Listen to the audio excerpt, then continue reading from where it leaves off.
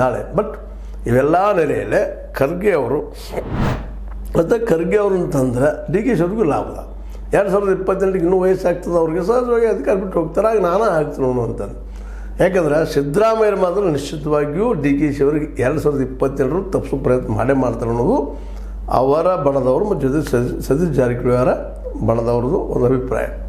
ಯಾಕಂತಂದ್ರೆ D K she ಅವರಿಗೆ ಹೇಗಾದ್ರೂ ಮಾಡಿ ಒಟ್ಟು ಅಧಿಕಾರ ತಪ್ಪಿಸಬೇಕು ಅನ್ನೋದು ಏನು ಮಾನಸಿಕವಾಗಿ ಭಾಳ ದೂರ ತರ್ತಾರೆ.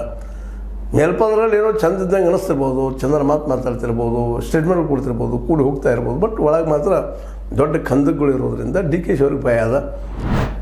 ಸಿದ್ದರಾಮಯ್ಯ ತಮ್ಮ ನಂತರ ಸತೀಶ್ ಅವ್ರನ್ನ ಮಾಡಬಹುದು ಅಥವಾ ನನ್ನ ತಪ್ಪಿಸುವಾಗ ಪರಮೇಶ್ವರ್ ತರಬಹುದು. ಅದಕ್ಕೆ ಖರ್ಗೆ ಅವರು ಇದ್ರಪ್ಪ ಅಂತಂದರೆ ಇಲ್ಲೇ ಕುರ್ಚಿ ಮೇಲೆ ಅವ್ರ ಜೋಡಿ ಹೊಂದಾಣಿಕೆ ಮಾಡ್ಕೊಂಡು ನಾನು ಹೋಗ್ಬೋದು ನೆಕ್ಸ್ಟ್ ಅನ್ನೋದು ಒಂದು ದೂರಗಾಮಿ ಒಂದು ಪ್ರಯತ್ನ.